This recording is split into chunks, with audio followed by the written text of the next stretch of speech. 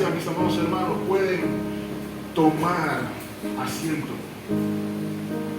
A pesar del pasaje, en la mañana de hoy nos encontramos una vez más en reflexión por la temporada de Adviento. Como ya hemos dicho, mis amados hermanos, es un tiempo en el que el pueblo de Dios con justa razón celebra las promesas que han sido cumplidas en Cristo. Cantamos de eso hace un momento y damos loor porque Él ha cumplido con sus promesas. No obstante, al celebrar, nuestros ojos no deben solamente quedarse en el pesebre, sino que deben también mirar hacia la cruz. Y no solamente hacia la cruz, sino a la expectación de las promesas que aún están por cumplir también en Cristo. Y hicimos esta pausa, hermanos, nuevamente quisiera recordarlos. Porque es fácil, sin duda alguna es fácil caer en la vorágine del fin del año y olvidar lo que es más importante, lo que es más valioso. Como diría el Señor a Marta, la mejor parte. También lo hicimos porque es importante recordar que a raíz de la vorágine de fin de año, caer también en ansiedad, en algunos casos depresión y en algunos casos desesperanza inclusive. Pero aún en esta fecha, mis amados hermanos, la palabra de Dios nos mantiene centrados, nos mantiene enfocados. Y es nuestra oración, tal como cantamos, por la fe, sigamos firmemente arraigados y centrados. Una de las razones, mis amados hermanos, por la que escogí el texto esta mañana es al meditar en nuestro año 2022. Y ustedes podrán tomar las palabras de este mensaje como de nuevo una reflexión de Adviento, pero también con la intención de ponernos en perspectiva de lo que estamos esperando sea, por la gracia de Dios, un año nuevo. Y sin duda alguna no podemos evitar pensar en el porqué de algunas de las circunstancias, de algunas de las luchas, gracias, hermano, de algunas de las dificultades, inclusive tristezas que hemos tenido que lidiar en este año 2022. Estoy seguro que tanto ustedes como yo en algún momento nos hemos preguntado, ¿por qué, Señor? ¿Por qué hemos tenido que lidiar o vivir lo que hemos tenido que lidiar? Y es importante recordar, mis amados hermanos, que vivimos en un mundo caído y somos pecadores en cuerpo de pecado, en lucha, por favor de Dios, contra el pecado. También debemos recordar que Dios es soberano e inclusive el sufrimiento que el Señor permite que hijos de Dios atraviesen es también instrumento de bendición de Dios. Pero también es importante recordar que la iglesia tiene un enemigo que lo detesta, que lo aborrece, que lo odia. Y ese enemigo es Satanás. La Biblia lo describe como león rugiente que anda buscando a quien devorar. Y en nuestro texto de esta mañana lo vemos definido también de una manera muy particular. Es mi oración esta mañana, mis amados hermanos, que las señales descritas en nuestro texto nos animen en nuestro caminar diario, aun cuando el enemigo de nuestras almas esté furioso contra nosotros, que nuestras almas estén gozosas en anticipación de la consumación gloriosa en Cristo Jesús. Esa es mi oración. Y es por eso que hemos titulado el mensaje de esta mañana, la iglesia sustentada en la espera del Señor. La iglesia sustentada en la espera del Señor. Y mis amados hermanos, entre otras cosas, el libro de Apocalipsis plantea conflicto, plantea una lucha entre dos bandos, la ancestral batalla entre el bien y el mal, y de manera destacada entre la iglesia y el mundo aupado por Satanás, que la detesta. Juan ha descrito precisamente en el Apocalipsis un tiempo de dificultad para la iglesia, un tiempo de dificultad que el Señor mismo llama a su pueblo a no comprometerse, a no entregarse a las presiones y la opresión del mundo, a alejarse de las ideologías del mundo. Acompáñenme a Apocalipsis capítulo 2, versículo 10. Sin duda alguna este es el mensaje a una de las iglesias, pero si usted entiende el contexto general, el mensaje aplica para todas las iglesias de Cristo, y el llamado es para todas las iglesias de Cristo. Y note lo que dice el versículo 10, Apocalipsis 2:10. No temas en nada lo que vas a padecer. Note quién entra en acción aquí, ¿cierto? He aquí el diablo echará a algunos de vosotros en la cárcel para que seáis, note la palabra ahí, probados, y tendréis tribulación por 10 días. Y aquí está la parte que quiero hacer énfasis, mis amados hermanos, para el templo bautista de Colombia. Sé fiel hasta la muerte, y yo te daré la corona de la vida.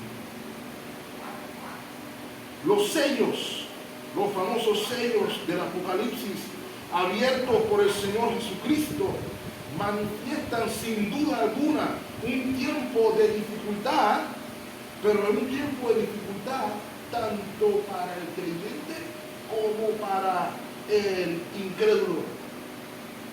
Y verán, mejor dicho, que el tiempo de dificultad tiene un propósito doble: refinar a los creyentes y juzgar a los incrédulos. Y todo esto es la voluntad del Señor. El escenario que se plantea en Apocalipsis 4 es del Señor exaltado, glorioso. En el capítulo 5 se hace la pregunta al aire: ¿quién abrirá los sellos? Y dice el texto que Juan estaba llorando porque no había quien saliera a abrir el sello. Probablemente Juan estaba preocupado pensando: Cristo no fue victorioso. Pero le dijeron: no, el Cordero inmolado es el que va a abrir los sellos. De modo que todo esto es voluntad de Dios para su pueblo. Acompáñenme a primera de Pedro capítulo 1, versículo 3.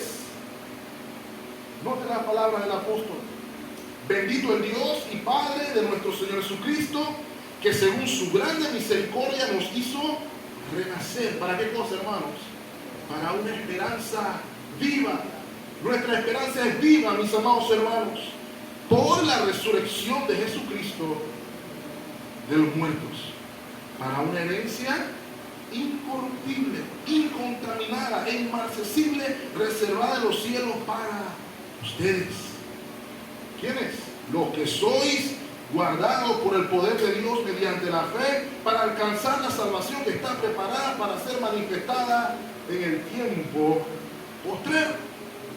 Versículo 6, en la cual vosotros os alegráis, note, aunque ahora, note los términos, por un poco de tiempo, si es necesario, tengáis que ser afligidos en diversas pruebas. ¿Con qué propósito, Pedro?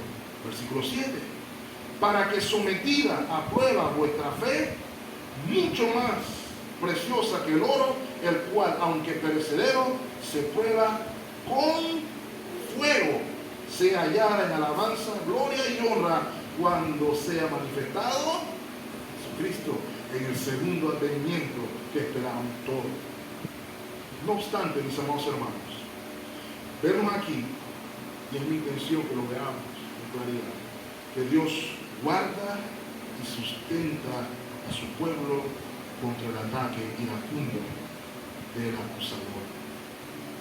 De modo que hay tres cosas que quiero que vean esta mañana, hermanos. Lo primero, un conflicto inevitable para la comunidad del pacto.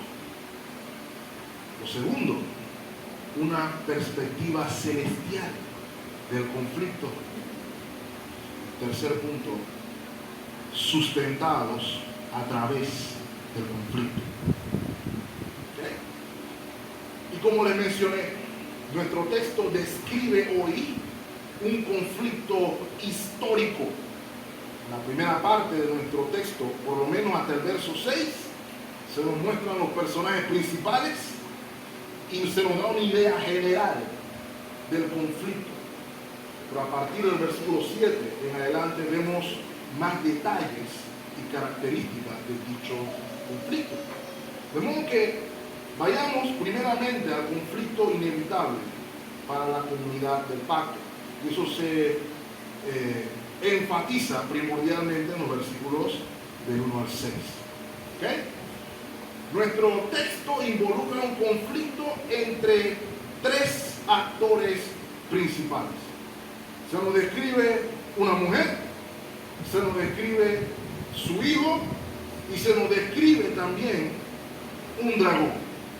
Todo esto está en lucha. Como ya dije, se nos dan los personajes principales y el origen del conflicto. Y nosotros vamos a lidiar con los personajes a la medida que vayan entrando en escena. ¿Ok? Ahora, como se han dado cuenta, titulé el mensaje La iglesia sustentada en la espera del Señor. Mi intención en esta mañana es plantear el argumento de por qué digo la iglesia sustentada. ¿Ok?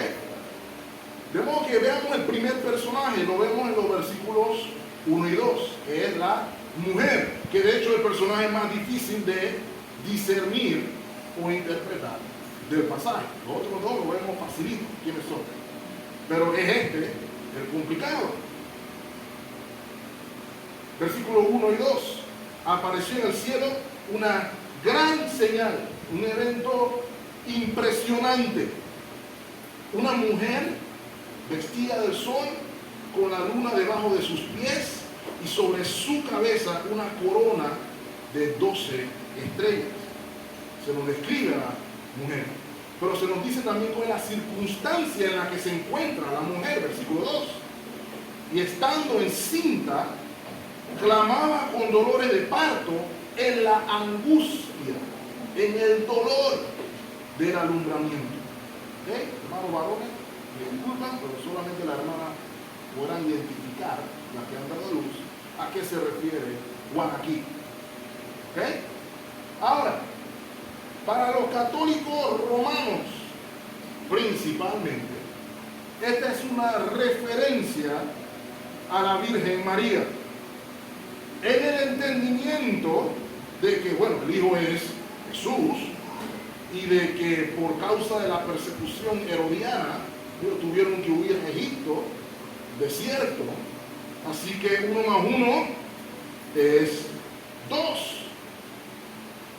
No obstante, mis amados hermanos, Me parece que esa no es la conclusión correcta.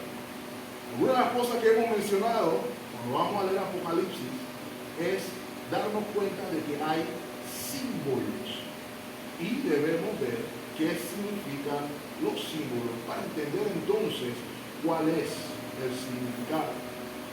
Y esta interpretación no toma en cuenta, en mi humilde opinión, los símbolos. De modo que, mis amados hermanos, quisiera traer la tesis de que el enfoque de este texto no es una individua, ¿qué dice así? Un individuo femenino. Es una descripción más bien colectiva de la que sin duda María forma parte, sin duda alguna, pero no solamente María. Podríamos incluir a Eva, por poner un ejemplo, como veremos en un momento. La mujer aquí es representativa de una comunidad, una señal, recuerden, imponente, gloriosa, así es como lo dice el texto. Quisiera recordarles, hermanos, que aquí se nos está hablando de un conflicto, eso no puedo olvidar. ¿Y este conflicto desde cuándo tiene origen? Génesis 3:15, ¿cierto? Dice Génesis 3:15, y pondré enemistad entre ti, la serpiente, y la mujer, y entre tu simiente y la simiente suya. Esta te herirá en la cabeza y tú la herirás, ¿dónde? En la cara. Permítame recordarles, hermanos, Adán y Eva fueron víctimas, digámoslo así, del engaño de Satanás en el huerto del Edén. Y es a partir de ahí que precisamente tenemos la primera revelación del Evangelio.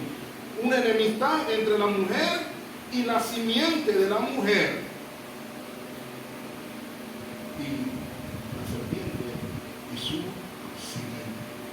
De modo que esta profecía de Juan también tiene en mente a Eva.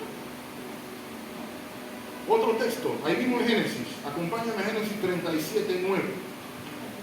Probablemente lo recordarán, que esta fue la primera serie que estudiamos como iglesia. Y recordarán que este es el joven José, que es conocido como el soñador, ¿cierto? Y Génesis 37, versículo 9, describe uno de los sueños que nos ayuda a ver algo de los símbolos a los que Juan está hablando. Versículo 9, soñó aún otro sueño, este José, y lo contó a sus hermanos, diciendo, he aquí que he soñado otro sueño, y he aquí que ¿quién? El sol, la luna y 11 estrellas. ¿Por qué 11 estrellas? Porque él era el que estaba viendo el sueño, ¿cierto? Se inclinaban a mí. ¿Ok? Y recuerden que Jacob comprendió muy bien el sueño, ¿cierto? Él le dice, espérate, tú estás soñando que yo y tu mamá y tu hermano nos vamos a inclinar a ti.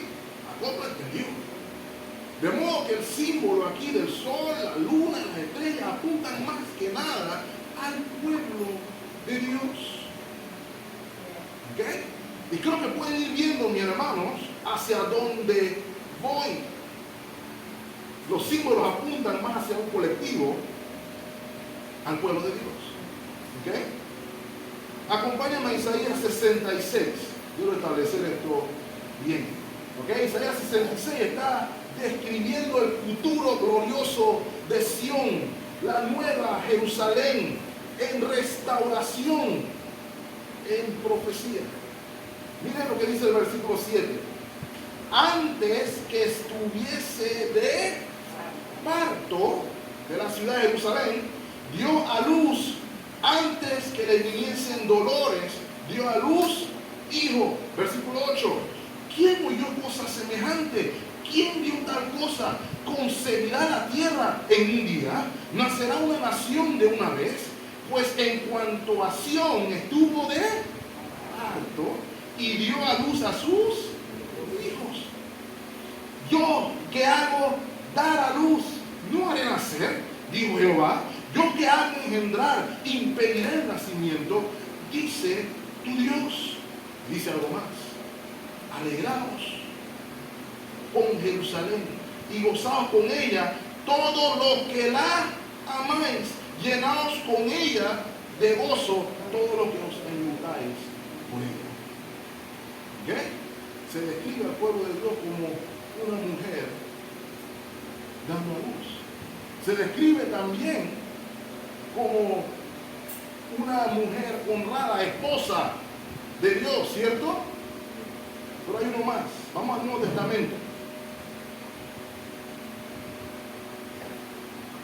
Más la Jerusalén de arriba, Gálatas 4:26, quiero que lo lea acá. Más la Jerusalén de arriba, la cual es madre de todos, es libre. ¿Ok? De modo, mis amados hermanos, la mujer no es una mujer sola, sino que es símbolo de toda la comunidad del pacto. Y como vamos a ver en un momento, la comunidad del antiguo pacto y la comunidad del nuevo pacto. El pueblo de Dios, el pueblo que Dios separó para sí, es el símbolo de la mujer.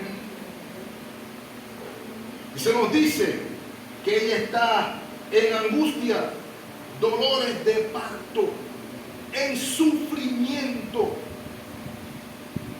Y ese sufrimiento, mis amados hermanos,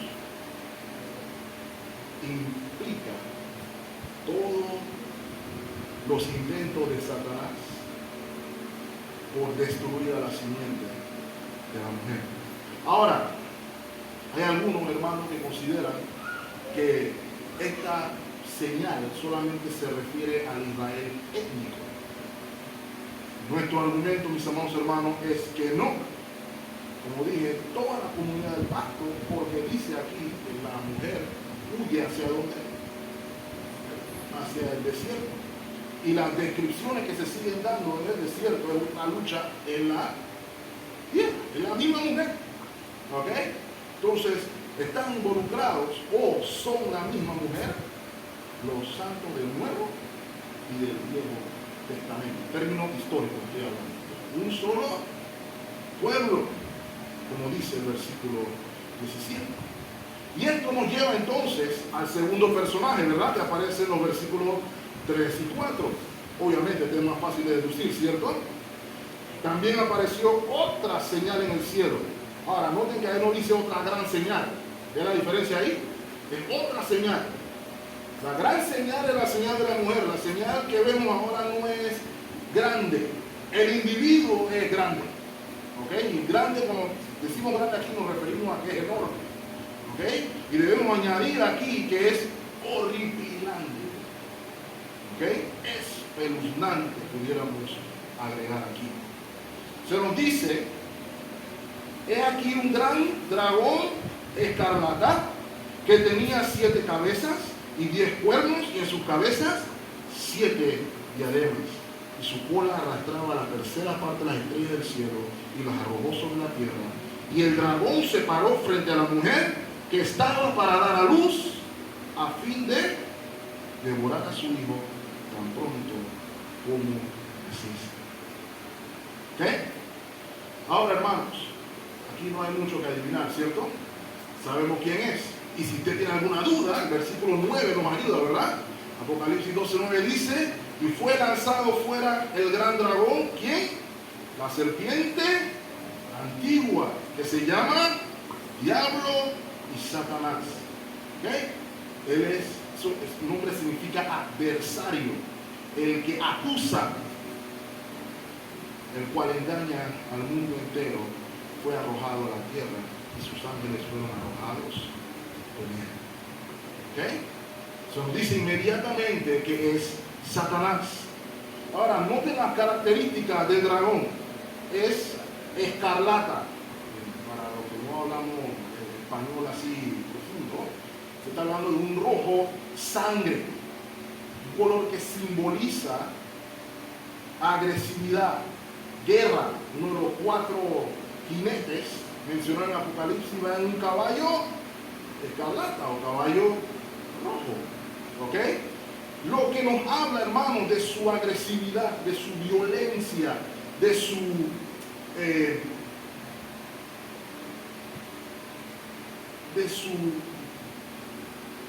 ¿cuál sería la palabra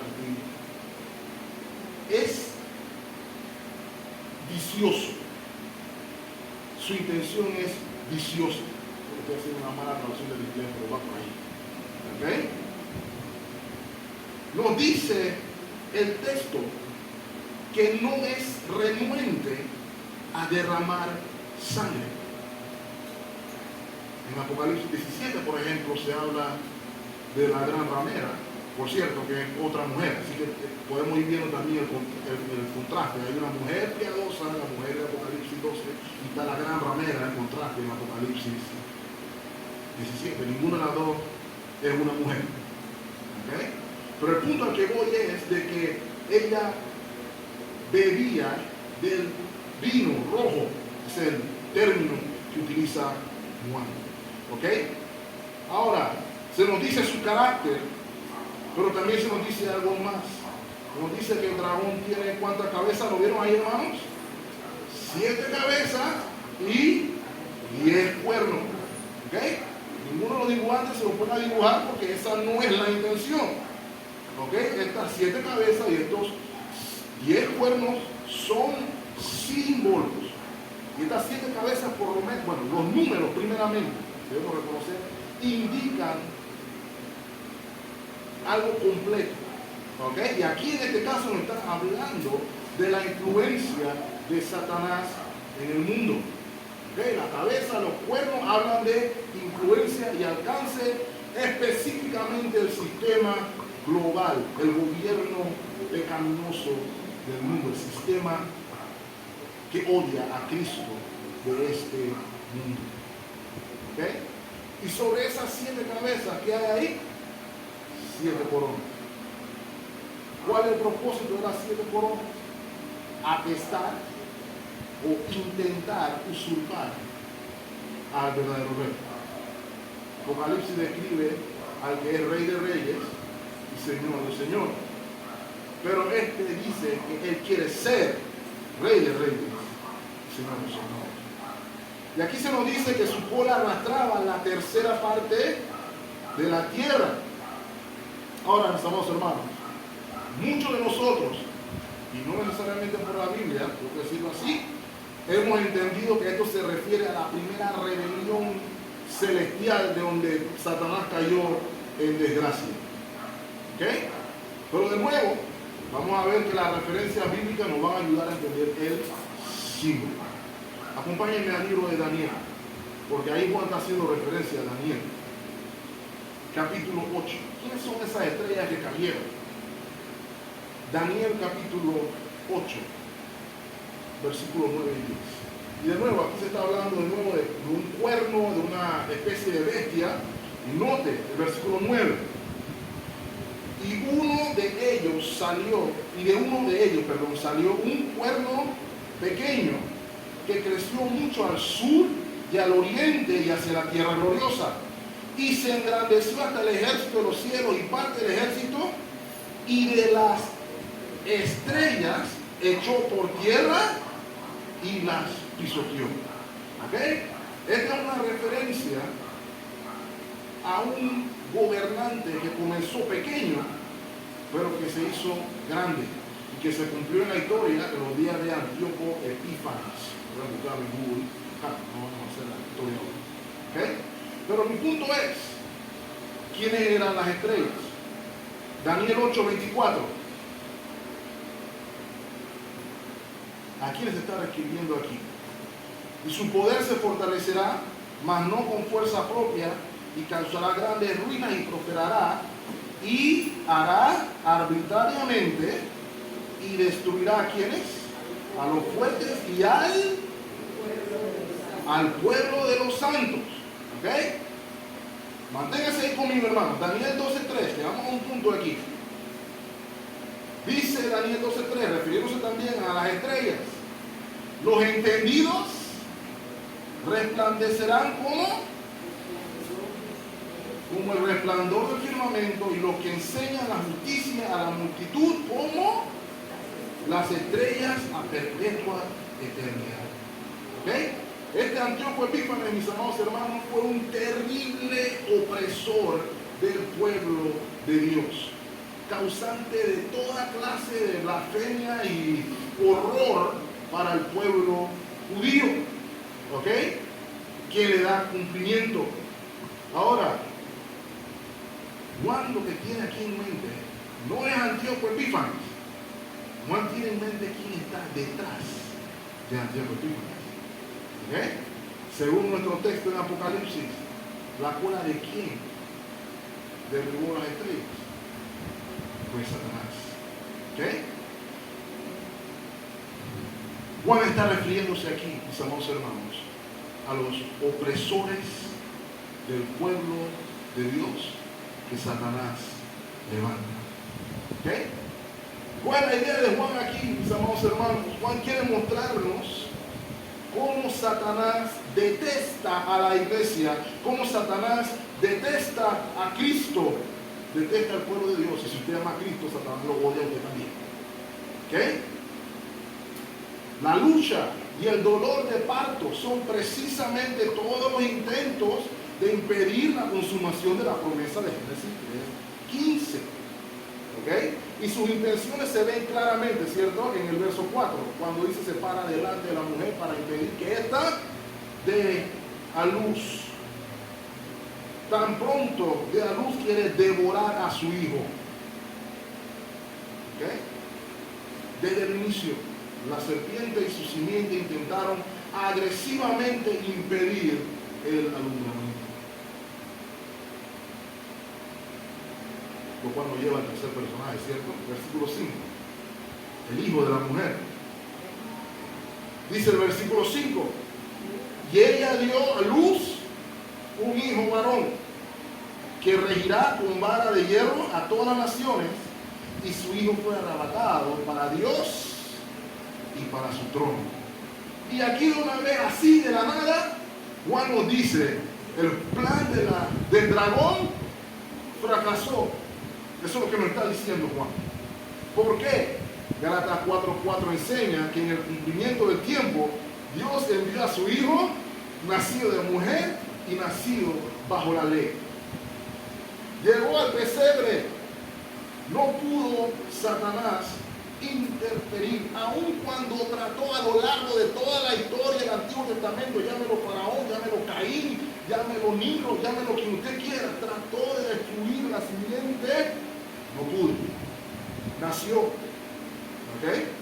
Y ya sabemos que no solamente se quedó quieto cuando nació, sino que después de que nació trató de matarlo con Herodes y toda la historia. ¿Sí?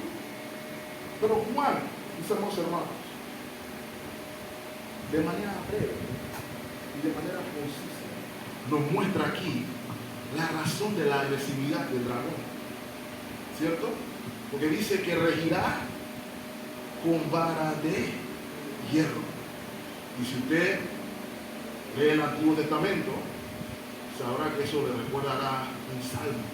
¿Qué salmo habla de alguien rigiendo con vara de hierro? Acompáñenme al Salmo 2. Versículo 6. Pero yo he puesto mi rey sobre Sión, mi santo monte, y yo publicaré el decreto. Jehová me ha dicho, mi hijo eres tú, yo te engendré hoy. Y dice el versículo 8, noten ahí, pídeme y te daré por herencia, ¿qué cosa? Las naciones, y como posesión tuya, los fines de la tierra. Y noten el versículo 9, nos quebrantarás como vara de hierro, como vasija de alfarero, lo desmenuzarás. ¿Eh? Satanás no quiere eso, porque lo que quería Satanás era eso precisamente. El nacimiento que celebramos implica eso mismo. El nacimiento de quien iba a gobernar con vara de hierro a las naciones. ¿Okay?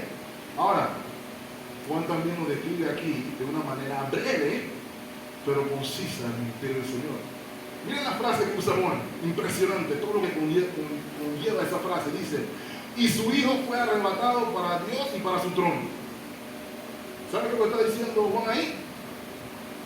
Pasión, muerte, resurrección y ascensión. Eso es lo que está diciendo. Cristo vino del Padre y vuelve al Padre. Pero note, ¿cuál es el énfasis de Juan? El énfasis de Juan aquí es la exaltación, es la ascensión del Señor a la diestra de Dios.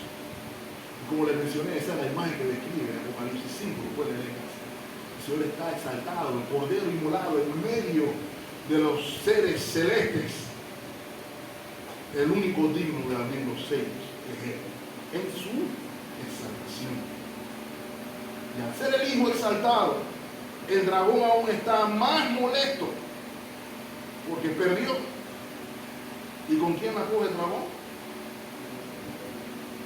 Según el versículo 6, la ha cogido con la mujer, porque ya el Hijo está exaltado, no se lo pudo comer. Así que la mujer pagará el pato según el dragón. Y vemos el versículo 6. Mis amados hermanos, aquí es donde se encuentra el meollo de la exhortación. ¿Okay? Por eso quise definir quién eran los personajes aquí. Versículo 6. Y la mujer huyó ¿a dónde? Al desierto, donde tiene lugar preparado por Dios. ¿Okay? Le exhorto a que subraye su Biblia, es preparado por Dios, para que allí la sustente por 1260 días. Ese versículo 6, mis amados hermanos, es una representación del pueblo de Dios luego de la resurrección en la tierra. Lo que llama Juan aquí en su visión, el desierto. Ahora, permítanme, hermanos, que hablemos del desierto por un momento. El desierto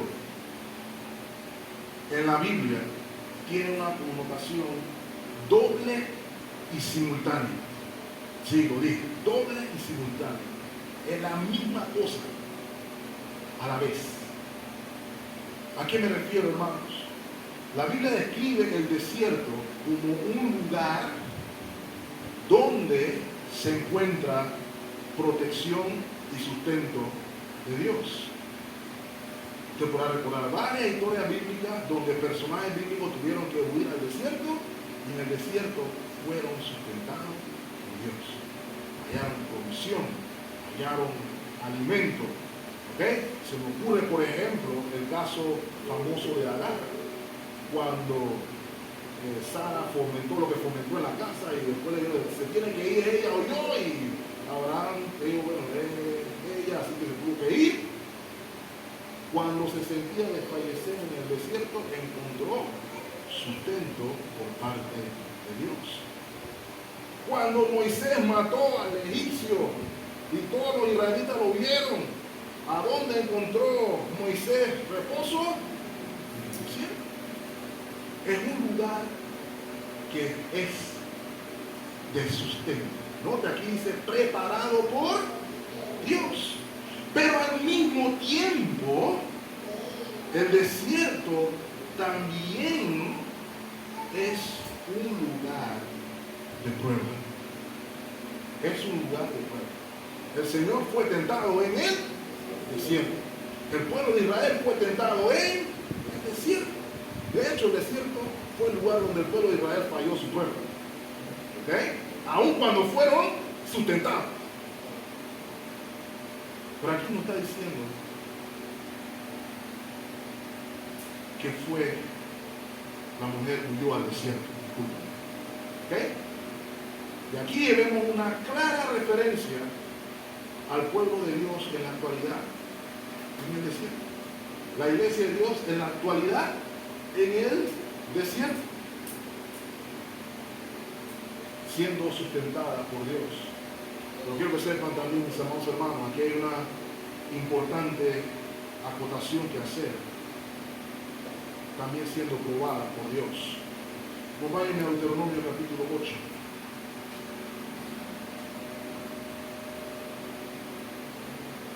Versículo 2. Entonces, antes de entrar a la tierra prometida, estaban saliendo del desierto, ¿cierto? Y Moisés les recuerda, de nuevo, otra ley, recordatorio de Deuteronomio. Moisés le dice al pueblo, y te acordarás de todo el camino por donde te ha traído Jehová tu Dios estos 40 años. ¿Dónde? ¿Por qué el Señor lo llevó 40 años en el desierto? No te lo que dice ahí, hermano. Para prosperarte, para hacerte cabeza, y no, eso fue lo que dice su versión. No, ¿ves? Dice para afligirte, para probarte, para saber lo que había en tu corazón, si había de guardar o no sus mandamientos. ¿Ves que se hace lo mismo? Las dos cosas, perdón, se hacen en el mismo lugar. ¿Ok? Y podrá usted ver, hermano, que Satanás trató de destruir a la simiente de la mujer, de donde vendría el Mesías. Trató de destruir al Mesías, impidiendo que cumpliera su misión. Tampoco pudo. Y ahora la toma contra los creyentes en el desierto. Contra usted y contra mí. ¿Ok? ¿Cuánto tiempo dice el versículo 6? 1268 días. Ahora, hermano, si nos gusta la numerología, puede sacar la calculadora para saber cuántos días son. Pero lo que quiero decirle con esto, hermano, lo que la iglesia de Cristo tiene que saber, que esa actitud de la serpiente, del dragón, es hasta que Cristo venga. Esos 1260 días, pudiéramos decir, es el tiempo desde la resurrección hasta hoy. Quiero recordarle, hermano, Satanás lo odia a usted. Si usted ama a Cristo, lo detesta y va a hacer todo lo posible para perjudicarlo y para hacer que su fe mengüe. Que usted dude qué fue lo que Dios dijo. Que usted vea el sistema del mundo y que todo el mundo vive como que si Dios nunca habló y que parece normal. Y ese es su intención, como vamos a ver en el momento. De hecho, el versículo 6 nos lleva hacia los versículos 13 en adelante. ¿Ok? Pero antes del versículo 13 hay algo más, que es una perspectiva celestial. Y aquí quiero mostrarle, hermano, qué tan grande es Dios, porque mientras está sucediendo todo esto, el Señor permite que Juan tenga una perspectiva en otro plano. Permite que tenga una perspectiva de lo mismo que está sucediendo aquí con el dragón, en una perspectiva celestial. ¿Ok?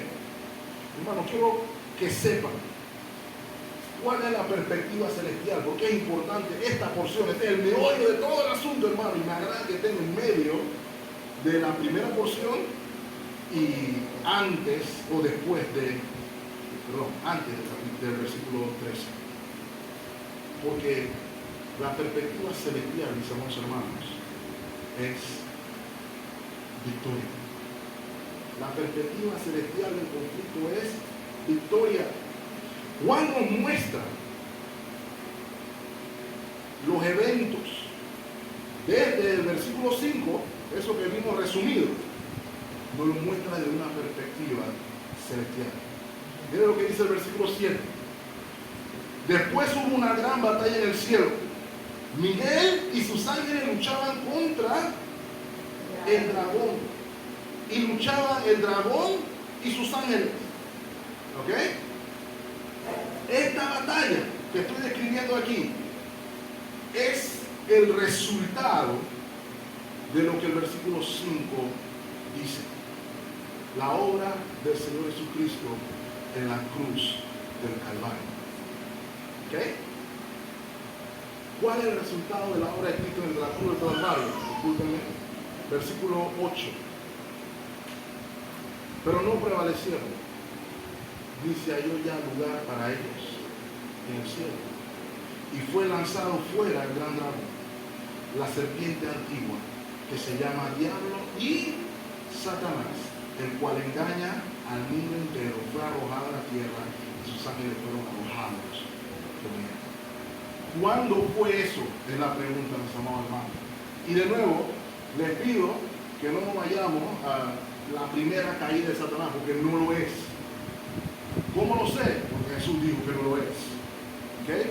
Aquí vemos a Miguel, el arcángel Miguel, quien es el ejecutor, mano derecha de Cristo, ejecutando lo que el Señor obtuvo en el Calvario. ¿Cómo lo sabemos, mis amados hermanos? ¿Cuándo se da la expulsión de Satanás? Acompáñenme al Evangelio de Juan. Para ver, Juan mismo lo escribió, así que Juan sabe. Juan capítulo 12, versículo 31.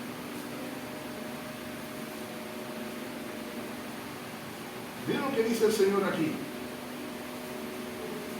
¿Cuándo es el juicio de este mundo y cuándo el príncipe de este mundo será echado fuera? Según Juan 12:31, ese juicio es ahora. ¿Okay? Y ese ahora, en términos de Juan, aquí estamos hablando en la cruz del Calvario. En la cruz del Calvario, Satanás fue derrotado y fue echado fuera. Ahora, ¿qué significa que ha sido echado fuera? Porque nosotros aquí nos gusta mucho decir, Satanás, fuera, fuera, fuera. Les voy a decir, ¿qué significa Satanás echado fuera aquí? Porque ahora usted puede entender el himno que se entona en el versículo 10, ¿cierto?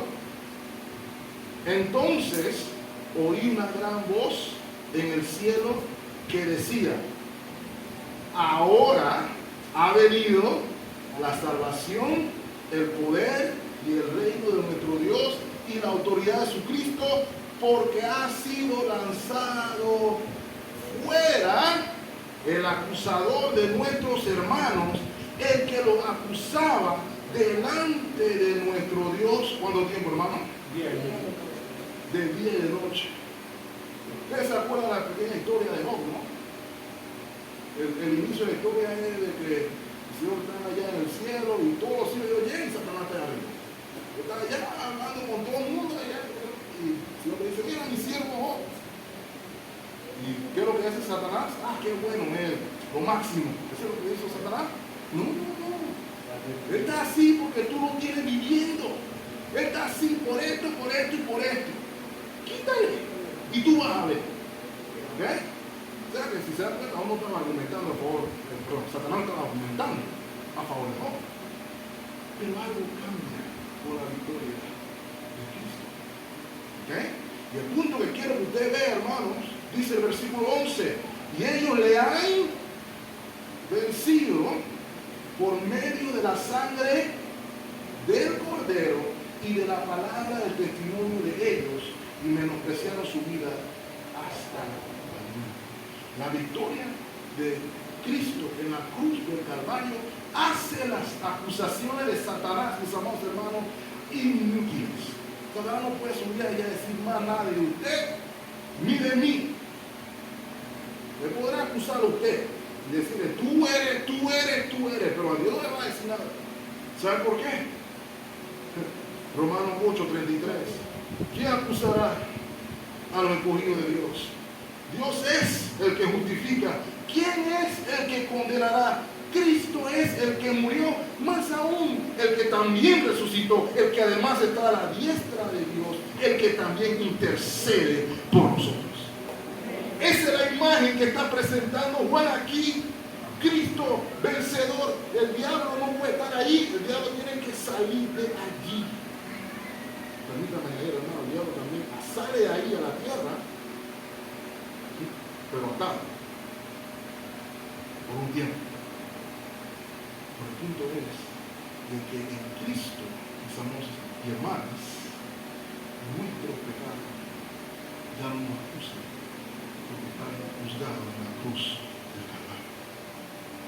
La perspectiva celestial, hermano, es de victoria en Cristo. Lo que en la tierra parecía, ya la mataron a un judío allá en Jerusalén o en el Gólgota, en el cielo significó la derrota más grande infligida a Satanás. Todo por la sangre del Cordero, mis amados hermanos. ¿Y sabe qué significa eso también? Bueno, lo vemos ahí. Cortito y conciso, significa vidas transformadas. Dice, ellos lo han vencido por medio de la sangre del Cordero y de la palabra del testimonio de ellos, y lo ven ahí, menospreciaron sus vidas hasta la muerte. Todos los que pusieron su mirada en el Cordero dijeron: sea Cristo exaltado. Ya no vivo yo, mas vive Cristo en mí. Y ahora usted puede entender por qué en el primer siglo la gente estaba sufriendo y estaba dispuesto, los verdaderos creyentes, a morir por Cristo, porque el Cordero los salvó del engañador. Engañador que, por cierto, todavía tiene al mundo pensando que lo malo es bueno y lo bueno es malo. Él es victorioso, vidas dispuestas a vivir por Cristo.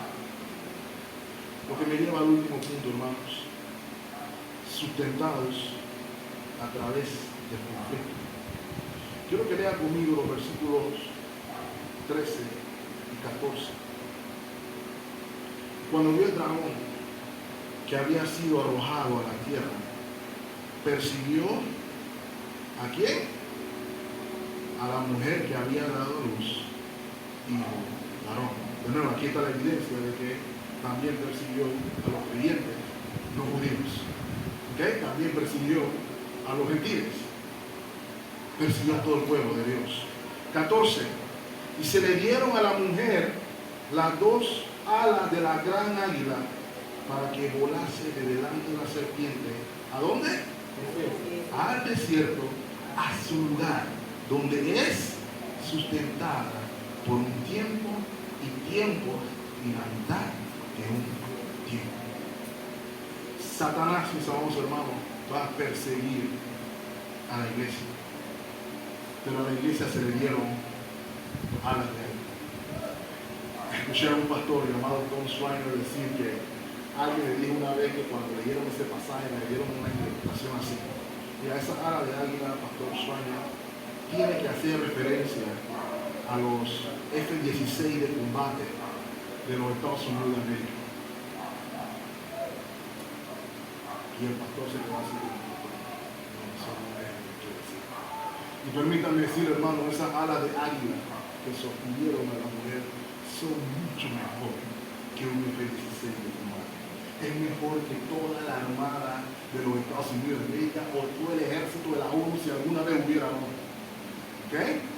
Acompáñenme a Éxodo 19:4 para que veamos a qué se estaba refiriendo Juan. Dice Éxodo 19:4: vosotros visteis lo que hice a los egipcios y cómo os tomé sobre alas de águila y los he traído a mí. ¿Okay? El Señor está diciendo aquí: Satanás está obcecado por la iglesia. Satanás quiere destruir a su iglesia, pero la iglesia está protegida por el Señor. Lo ha traído a mí. Mis amados hermanos, el ataque de Satanás tiene implicaciones dobles, porque puede ser opresión física. Hemos visto a los hermanos en persecución, sufriendo maltrato por Cristo, sin duda alguna. Pero también puede ser espiritual. Puede que usted y yo no estemos en China o no estemos en ninguno de estos países perseguidos, pero también somos objetos de Satanás. Escuché en la barbería ayer alguien hablando, que el barbero mío mencionó que yo soy pastor y la conversación se volvió acerca del ministerio. Y lo primero que dice la persona que estaba en la otra silla es: bueno, yo conozco un pastor que acabó de embarazar a una de las feligresas y la pastora se quedó brava y comenzaron a salir ese tipo de historias en la barbería. Y en mi mente me puse a pensar: así es como Satanás desacredita al pueblo de Dios.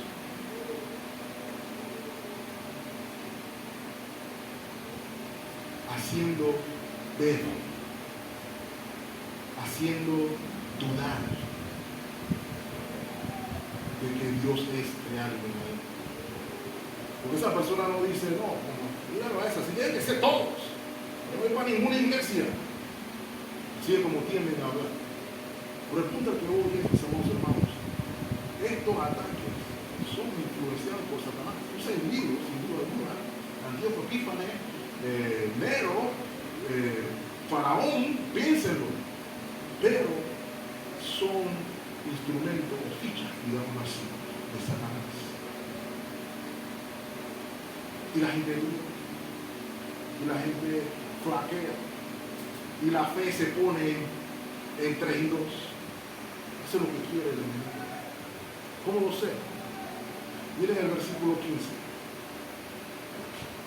Y la serpiente arrojó de su boca tras la mujer agua como un río para que fuese arrastrada por el río.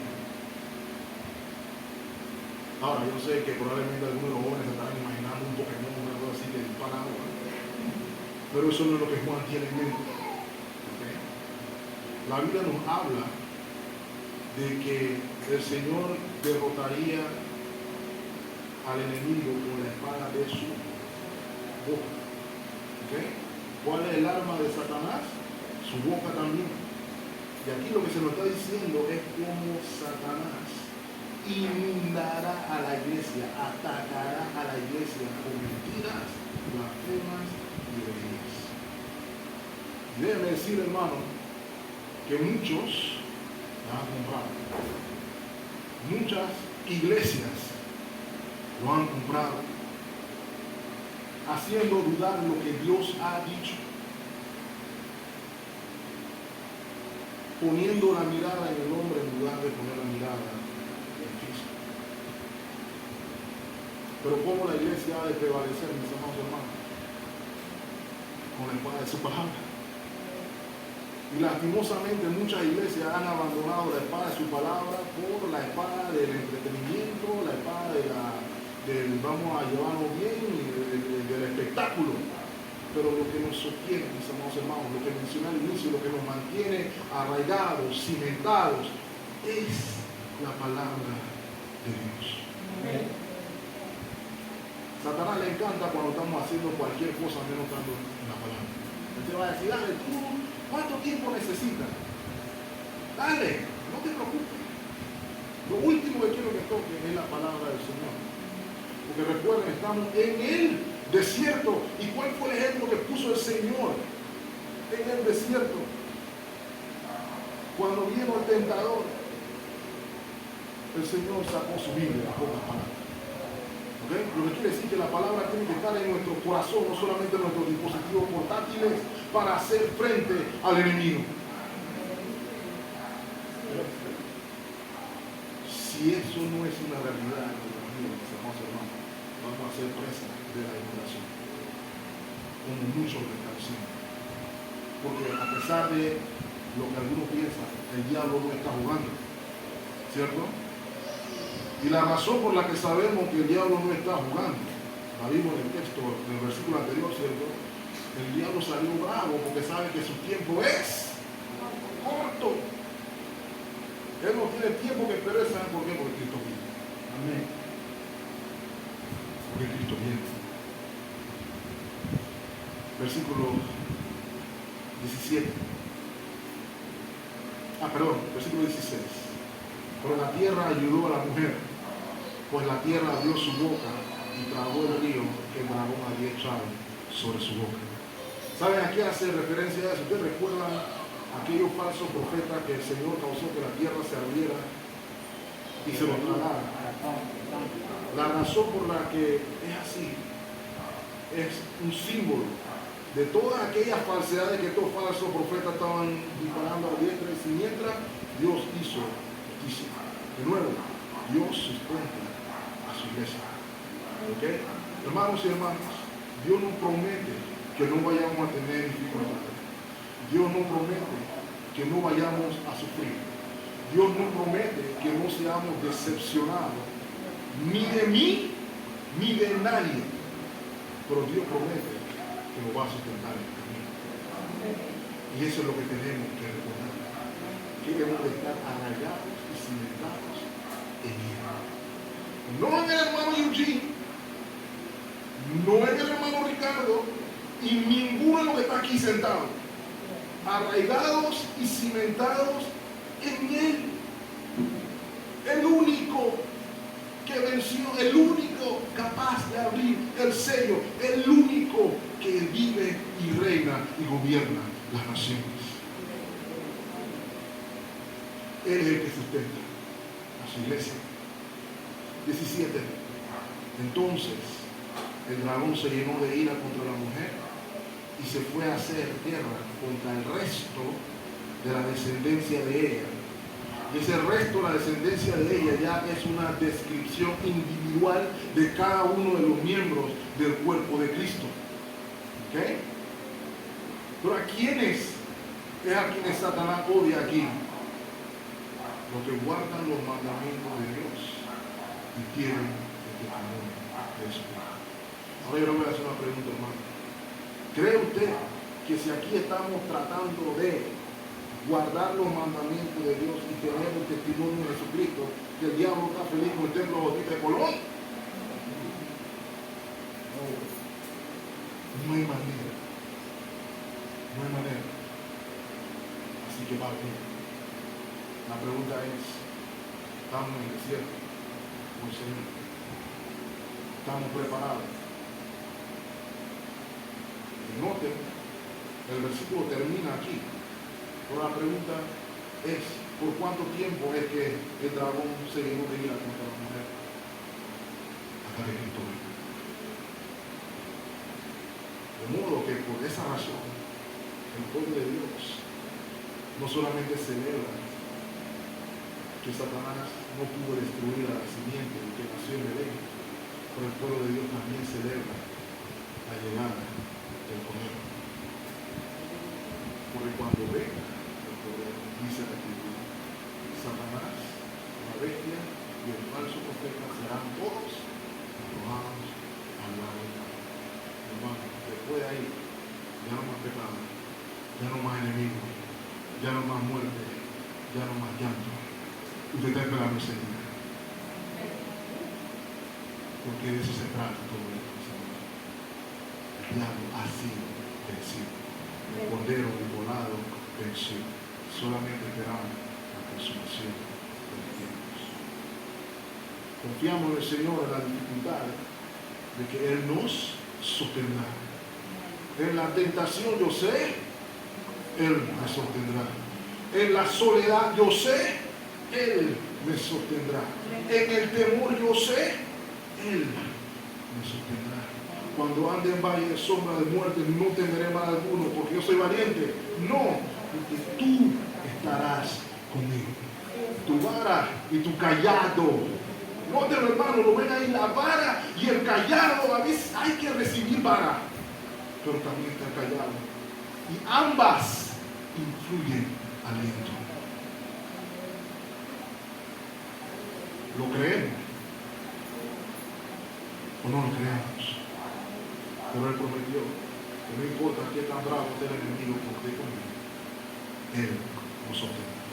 De hecho, deberíamos estar felices de que el enemigo esté molesto con nosotros, porque algo estaremos haciendo bien. El problema es que el enemigo está ahí, que está curioso ahí. Entonces, hermanos, si eso es así, tenemos que cerrar la puerta, trancarla, pagar la luz y botar ahí. Porque no estamos haciendo lo que estamos haciendo. Nuestro trabajo es hacerlo realidad. Hacerlo realidad. Arrebatar las almas que andan por ahí, que Él piensa que tiene, que le pertenecen a Cristo. El enemigo está derrotado. Usted parte con ventaja. Recordemos entonces que nos Señor el primero que nos. Oremos. Amado Señor, gracias por tu palabra.